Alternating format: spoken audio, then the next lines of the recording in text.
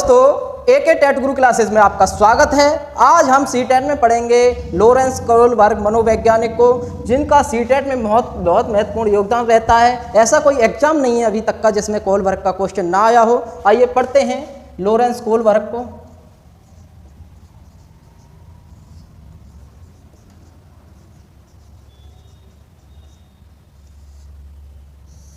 Lawrence Kohlberg का सिद्धांत है नैतिक विकास का सिद्धांत।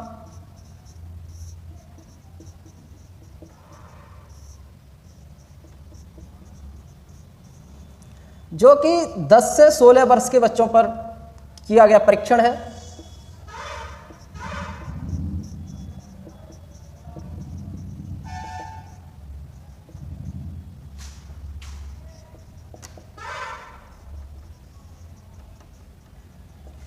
इनके 3 अवस्थाएं हैं। नैतिक विकास सिद्धांत की 3 अवस्थाएं, 3 चरण हैं।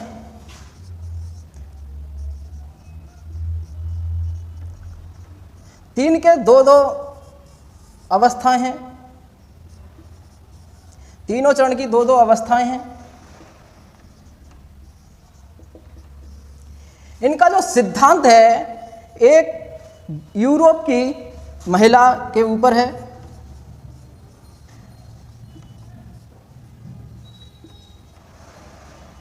यूरोप की महिला थी, एक बहुत बीमार थी, एक नई बीमारी उनकी हुई थी।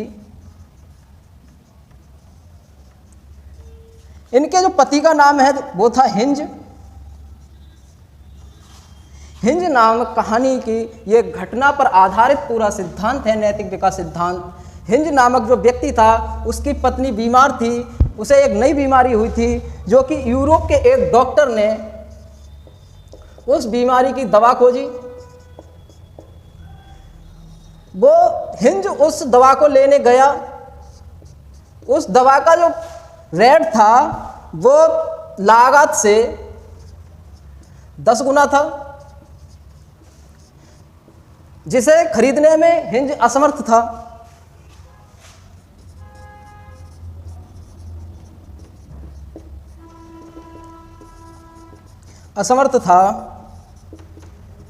उसे खरीद नहीं सकता था। तो उसने बहुत रिक्वेस्ट की, कुछ दाम दिए, जो कि उसके पास जितने थे उतने दाम दिए। उसने डॉक्टर ने मना कर दिया कि मैंने ये दवा मुनाफे के लिए बनाई है, ना कि किसी को ऐसे ही दान में भेंट करने के लिए।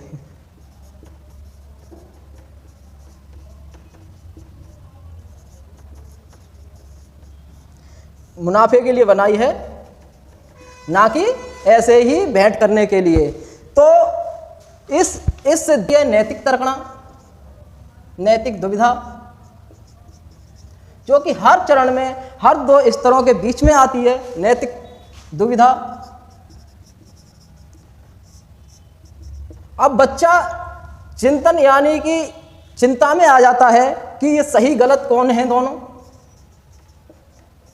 डॉक्टर गलत है या हिंज गलत है, दोनों के बच्चों के अंदर दुविधा आ जाती है। जब उसने डॉक्टर ने वो दवा नहीं दी, तो डॉक्टर जब वहाँ नहीं था फार्मेसी में, तो वो हिंज गया और उसे तोड़ फोड़ करके चोरी कर लाया। तो बच्चों के अंदर डॉक्टर या हिंज दोनों में कौन गलत है ये सोचने की दुविधा हो जाती है कि उसने चोरी की है और डॉक्टर ने सामाजिक सहायता नहीं की। दोनों में गलत कौन है? अगर पुलिस इसको पकड़ के ले जाएगी हिंस को चोरी के इंजाम में, और डॉक्टर ने उसे दवा नहीं दी, मना किया, इसलिए उसने अपनी पत्नी के जान बचाने के लिए ये काम किया है, चोरी की है। तो दोनों के बीच दुविधा हो गई कि ये कौन सही है कौन गलत है। फिर आती है नैतिक तर्कणा।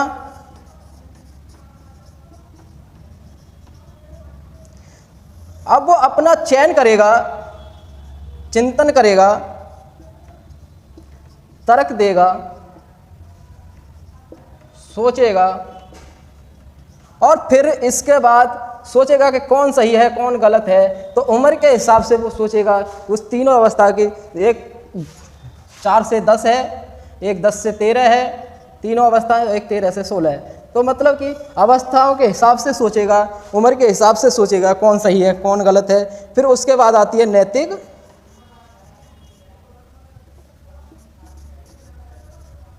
निर्णय। नैतिक निर्णय आता है कौन सही है कौन गलत है ये देने में, तो उसे नैतिक निर्णय कहते हैं। ये तीनों अवस्थाओं में आएंगे, जरूर आएंगे। नैतिक तर्कना, नैतिक, इसी को नैतिक निर्णय को नैतिक कार्रवाई कहते हैं। इंपॉर्टेंट है, लिख लीजिए। हिंज के ऊपर पूरा सिद्धांत है। हिंज नामक व्यक्ति के ऊपर उसकी पत्नी बीमार हो जाती है, बहुत बड़ी बीमारी होती है, नई जो बीमारी उत्पन्न होती है वो बीमारी होती है। फिर एक डॉक्टर ने यूरोप के एक डॉक्टर ने उस दवाई को बनाया। उसे हिंज को पता चला कि उसने बनाई है। वो अपने घर से धन लेके गया, पैसे लेके गया, लेकिन जो पैसे थे उससे 10 गुना उसकी कीमत थी। जो लागत थी उसकी, जो बनाने में लागत लगी थी, उससे 10 गुना उस दवा की कीमत थी, जिसे हिंज देने में असमर्थ था। तो जब डॉक्टर नहीं था, उस बात का फ़ायदा उठा करके उसने उसकी फार्मेसी में तोड़फोड़ की और उस दवा को प्राप्त कर लिया। अब पुलिस इसे हिंज को ले जाएगी। डॉक्टर या हिंज, दोनों में से कौन गलत है, ये दुविधा उत्पन्न होती है, चिंतन होती है, नैतिक तर्कना होती है और नैतिक कार्रवाई होती है। तो ये इनका जो सिद्धांत है वो आलोचनाओं से घिरा हुआ है।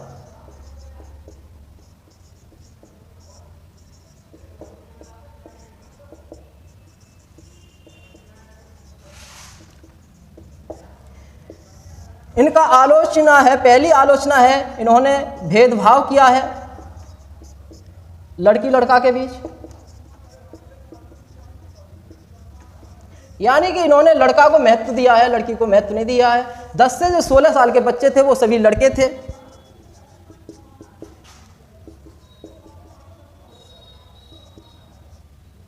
लड़की उनमें एक भी नहीं थी। लड़कों पर प्रयोग करके ये सिद्धांत दिया है, लड़का को महत्व दिया है। तो इनका जो पहला आलोचना है वो है कि लड़का लड़की में भेदभाव करते हैं। जो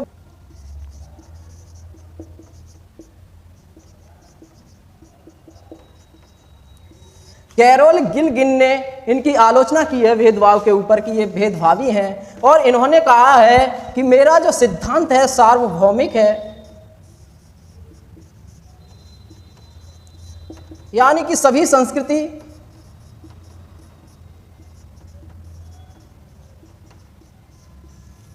सभी समाज पर लागू होगा। लेकिन जो आलोचना है वो ये है कि सभी संस्कृति अलग अलग होती हैं, सभी समाज अलग अलग होते हैं, सभी तरह का विचार अलग अलग होते हैं। इन्होंने कहा ये मेरा जो सिद्धांत है वो सार्वभौमिक है, यानी कि पूरी पृथ्वी पर लागू है। क्या ऐसा हो सकता है कि ये सिद्धांत पूरी पृथ्वी पर लागू हो जाए? ऐसा नहीं हो सकता, क्योंकि हर क्षेत्र की बोली, हर क्षेत्र के क्रियाकलाप, हर क्षेत्र की संस्कृति, हर व्यक्ति की संस्कृति अलग हो सकती है। इसलिए ये सिद्धांत पूर्णतः मान्य नहीं किया गया।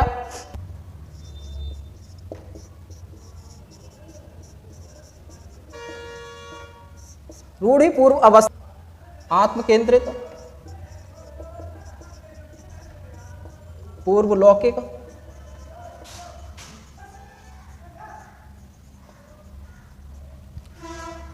रूढ़िपूर्व अवस्था, पूर्व परंपरागत अवस्था,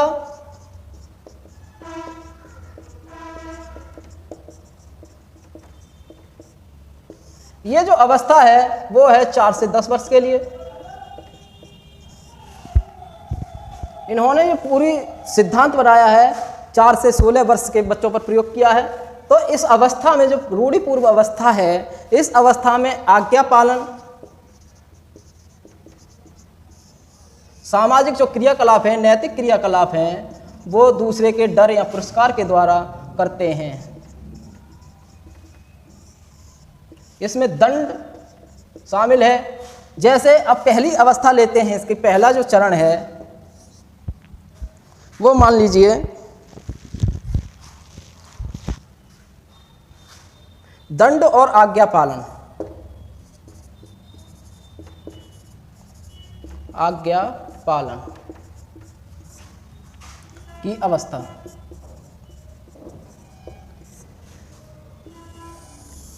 एक बात और, जो तीनों अवस्थाएं हैं उसके जो दो चरण हैं उन्हें बाहरी अभिप्रेरणा यानी बाह्य अभिप्रेरणा,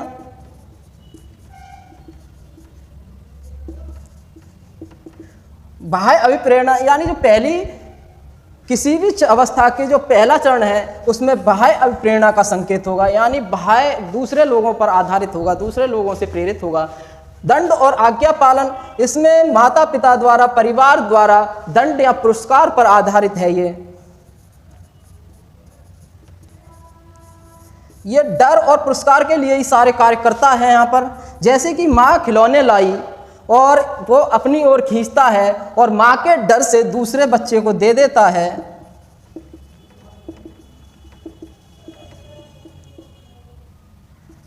उसे कहेंगे दंड और आज्ञा पालन की अवस्था या चरण या स्तर। बाह्य नियंत्रण रहता है। बाह्य नियंत्रण रहता है यानी कि सारे क्रियाकलाप हैं जो बच्चा करेगा वो माता पिता या परिवार के डर या पुरस्कार के लिए करेगा। दंड या पुरस्कार,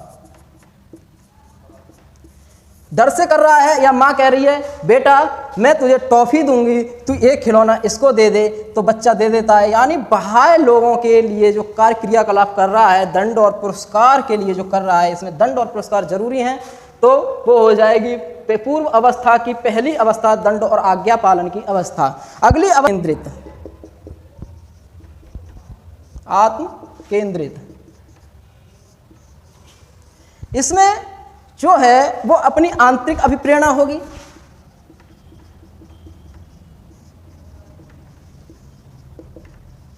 थोड़ी उम्र बढ़ जाएगी, 4 से थोड़ी 10 तक है ना, थोड़ी उम्र बढ़ जाएगी तो उसमें आंतरिक अभिप्रेरणा आ जाएगी।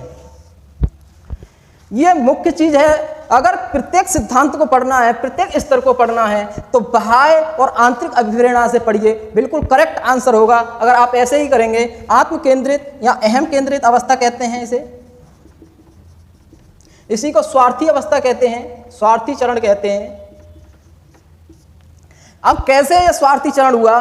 जैसे मान लीजिए मां खिलौने लाई,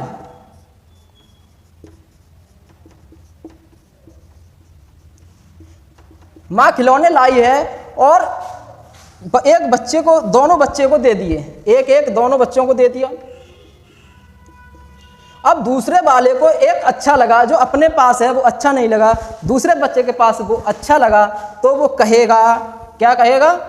तू ये खिलौना मुझे दे दे, यानी अपने स्वार्थ के लिए, अपने को अच्छा लग रहा है वो, तू ये खिलौना मुझे दे दे या नहीं तो माता मारेगी। इसमें भी दंड और पुरस्कार पर अपने लाभ के लिए, दंड और पुरस्कार पर अपने लाभ के लिए, स्वार्थ के लिए जो कार्य किया जाता है वही होता है आत्म केंद्रित या अहम केंद्रित या स्वार्थी अवस्था। माँ खिलौने लाई और एक एक खिलौना दोनों को दे दिया, एक को अपना वाला अच्छा नहीं लगा, दूसरे वाले का अच्छा लगा है, और वो कहेगा जा करके मैं तुझे दूसरा खिलौना दिलवाऊंगा माँ से, यानी उसे पुरस्कार दे रहा है, लालच दे रहा है, उपहार दे रहा है, ऐसा आएगा। या दंड की बात कर रहा है कि माँ से मैं तुझे डंडा खिलवाऊंगा अगर तूने मुझे ये खिलौना नहीं दिया। तो क्या हो जाएगा? अपना स्वार्थ देख रहा है, उसके लिए वो कुछ भी कर सकता है। तो दोनों के बीच नैतिक दुविधा हुई कि कौन सा बच्चा अच्छा होगा, कौन सा नहीं होगा, तो नैतिक तर्क देगा, फिर नैतिक कार्रवाई करेगा। यानी कि प्रत्येक चरण में नैतिक दुविधा, नैतिक तर्कना और नैतिक कार्रवाई होनी ही होनी है। तो इनमें से कौन सा बच्चा अच्छा है, कौन सा नहीं, दोनों में से पहले वाला कि माँ के डर से पहले ही दे दिया उसने खिलौना, फिर दूसरे वाला अपने लालच के लिए, अपने अच्छे बुरे के लिए माँ का डर दिखाकर या पुरस्कार का लालच देकर कार्य कर रहा है, तो कौन अच्छा हुआ, कौन बेकार हुआ, दोनों के बीच नैतिक तर्कना होगी। दूसरी है रूढ़िगत, परंपरागत,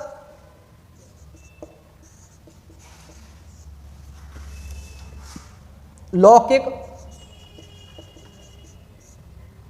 स्तर।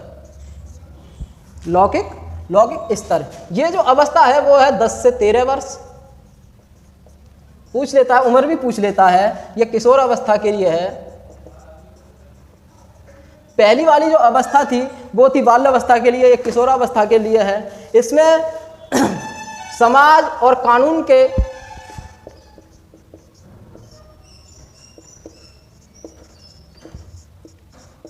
के नियम के अनुसार कार्य करता है, प्रशंसा के लिए कार्य करता है, दूसरे लोग प्रशंसा करें। आइए इसकी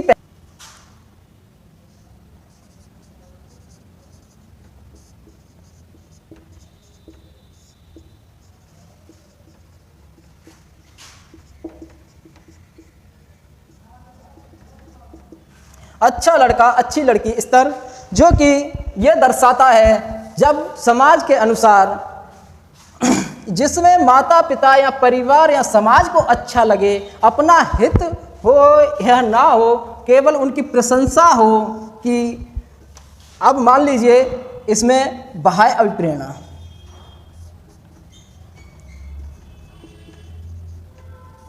इसमें बाह्य अभिप्रेरणा आ जाएगी जब वो कहे कि दूसरे को देख करके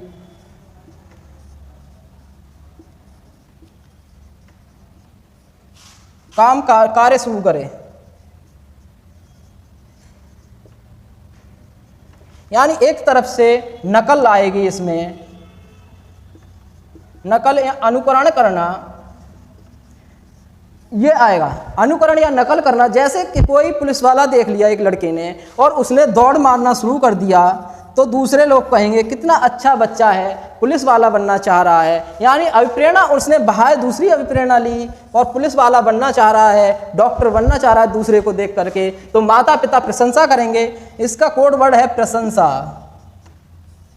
इसमें दूसरे लोग प्रशंसा करें, वो कार्य करते हैं। जैसे मैंने देखा वकील अच्छे पैसा कमा रहे हैं और मैं उसी काम को यानी वकालत पढ़ने पड़ जाऊं, तो लोग मेरी प्रशंसा करेंगे कि देखो उससे देख करके वो प्रभावित हो गया और वही कार्य शुरू कर दिया। और फिर इसके बाद जो अवस्था आएगी, कानून, दूसरा जो चरण है कानून नियम अवस्था। इसका जो कोड वर्ड है वो है आत्मनिर्भर,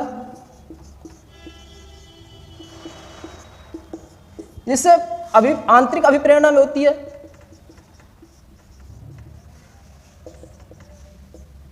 यानी कि नैतिक दुविधा, नैतिक प्रेरणा और नैतिक कार्रवाई ये होंगी, और आंतरिक और बाह्य अभिप्रेरणा होंगी, ये प्रत्येक चरण में होंगी। अब इसमें आंतरिक अभिप्रेरणा है, वो कहता है कि मैं नियम और सामाजिक नियम के अनुसार कार्य करते हुए अपना कार्य स्वयं करूंगा।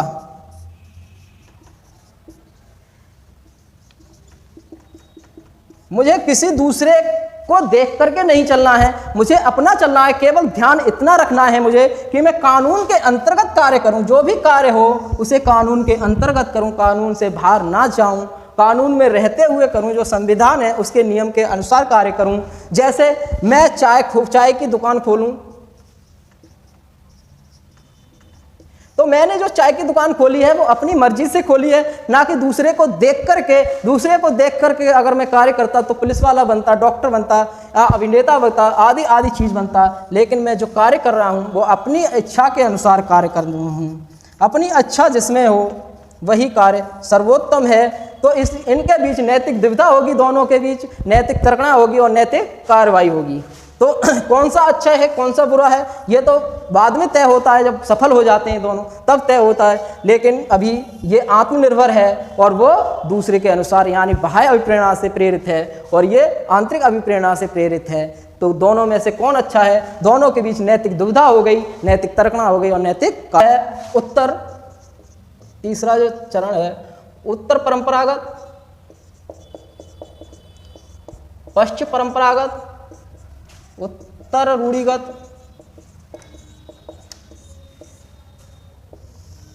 इसमें जो है वो अपना कार्य करते हैं, एक दूसरे की सहायता करते हैं और अपनी सहायता ना देखते हुए दूसरों की सहायता करते हैं। अपना लालच देखते हैं, दूसरे का लालच देखते हैं, दोनों को आवश्यकताओं को पूरा करना या फिर किसी दूसरे की आवश्यकताओं को पूरा करना, ये सब इस अवस्था के अंतर्गत है। ये है 13 से 16 वर्ष के लिए। ये युवा प्रौढ़ अवस्था हो जाती है, युवा अवस्था या प्रौढ़ा अवस्था। इसमें एक दूसरे के लिए लाभ करना, जो पहली अवस्था थी उसमें भी लाभ था लेकिन उसमें अपना लाभ था, तब एक दूसरे की सहायता कर रहे थे, एक दूसरे को दे रहे थे। लेकिन इसमें केवल एक दोनों का लाभ है, दोनों का हित देख करके कार्य किया जाता है, या फिर अपना हित ना देख करके दूसरे का हित देखा जाता है।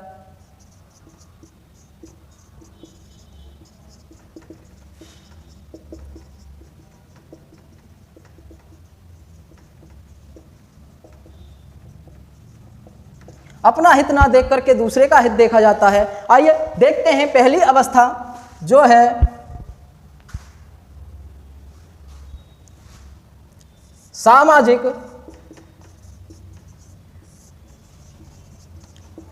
अनुबंधन की अवस्था या उपयोगिता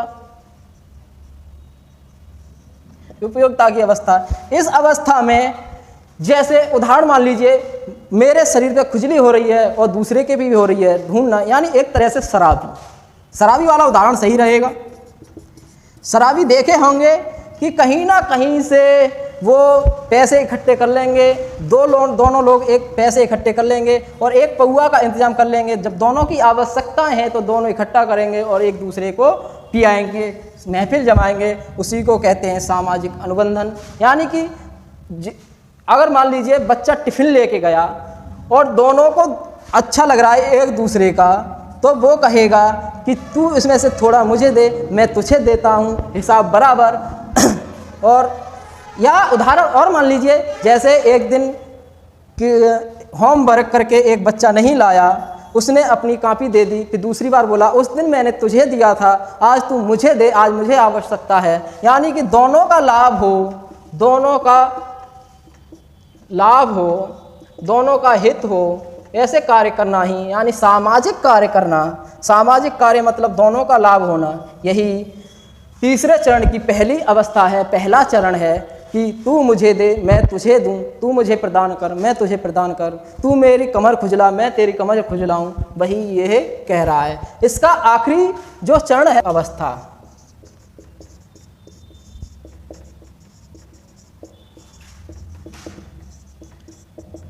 सार्वभौमिक अवस्था है। इस अवस्था में अपना हित ना देखे बिना, अपना हित देखे बिना,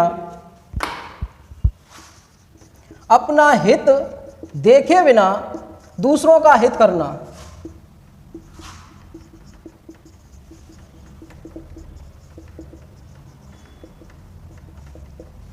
अपना हित देखे बिना दूसरों का हित करना। जैसे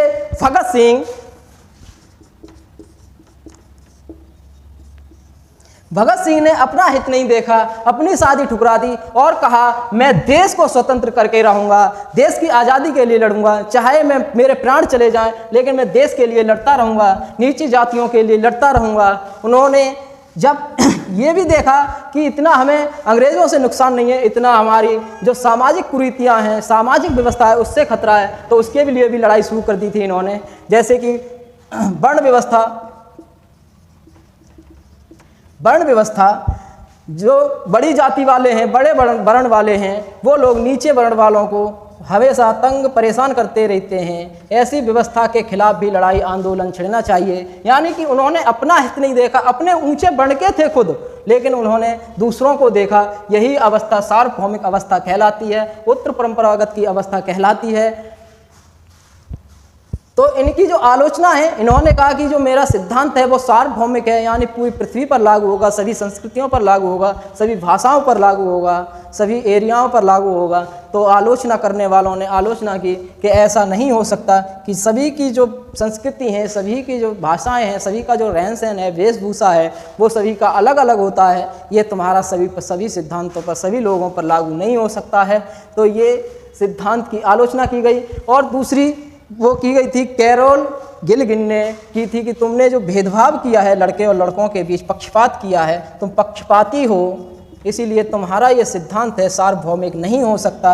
अगर तुम पक्षपात नहीं करते लड़का और लड़कियों के बीच में तो तुम्हारा सार्वभौमिक कह सकते थे, लेकिन तुमने पक्षपात ही कर दिया, लड़कों को महत्व दिया, लड़कियों को महत्व नहीं दिया, तो तुम्हारा ये सिद्धांत है वो सार्वभौमिक नहीं है। आइए अब क्वेश्चनों को पढ़ते।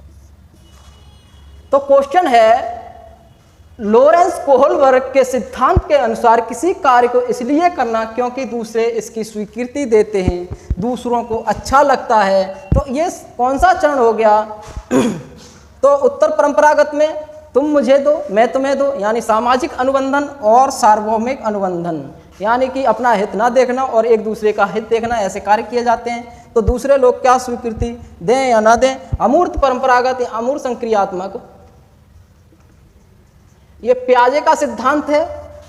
ये लास्ट स्टेज है पियाजे की, चौथी अवस्था में लास्ट है, तो ये तो होगा ही नहीं। पूर्व प्रथा, यानी कि इसमें आत्मकेंद्रित बच्चा होता है और दंड और आज्ञाकारिता के लिए कार्य करता है तो ये अवस्था भी नहीं हो सकती, ये डर और भय होगा। इसमें डर और भय के अंतर्गत ये जो अवस्था है प्रथागत अवस्था, इसमें अच्छा लड़की अच्छा लड़का बनने के लिए, यानी समाज स्वीकृति देता है, ऐसे कार्य करते हैं। जो अच्छा लड़की अच्छा लड़का है वही अवस्था ये कह रहा है, लड़का अच्छी लड़की, यही कार्य करते हैं दूसरे की स्वीकृति के लिए, यानी बाह्य अभिप्रेरणा के लिए जो कार्य किया जाता है प्रथागत अवस्था में, वही होता है अच्छी लड़की अच्छा लड़का अवस्था। और दूसरी जो अवस्था है वो है कानून और नियम की अवस्था, जिसमें अपनी आंतरिक अभिप्रेरणा के अनुसार कार्य करता है और वही कार्य करता है जो खुद को अच्छा लगता है, लेकिन नियम और कानून में रह करके। तो यही अवस्था हो गई, इसमें भी दूसरे की स्वीकृति प्रदान की जाती है, तो प्रथागत अवस्था हो गई, जो अवस्था है 10 से 13 वर्ष के लिए। यानी आंसर हमारा हो गया चौथा। आइए अगला,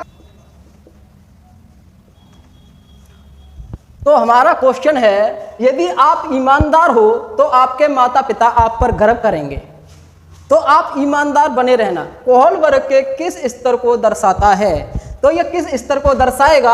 आप यानी बाह्य अभिप्रेरणा मिल रही है तो किसी भी चरण की जो पहली अवस्था है, पहला चरण है, वही होगा। आप ये देखते रहना कि बाह्य आंतरिक अभिप्रेरणा मिल रही है तो कौन सा हो सकता है? बाह्य आंतरिक अभिप्रेरणा जिसमें बाह्य मिल रही होगी तो पहला चरण होगा किसी भी अवस्था का, तीनों अवस्थाओं में से। अगर आंतरिक अभिप्रेरणा मिल रही होगी तो तीनों में से दूसरा चरण होगा। तो इसमें बाह्य अभिप्रेरणा मिल रही है कि तुम यदि ईमानदार हो और आपके माता पिता गर्व करेंगे, अगर तुम ईमानदार बने रहोगे तो वो बाहर से लालच मिल रहा है, तो कौन सा होगा?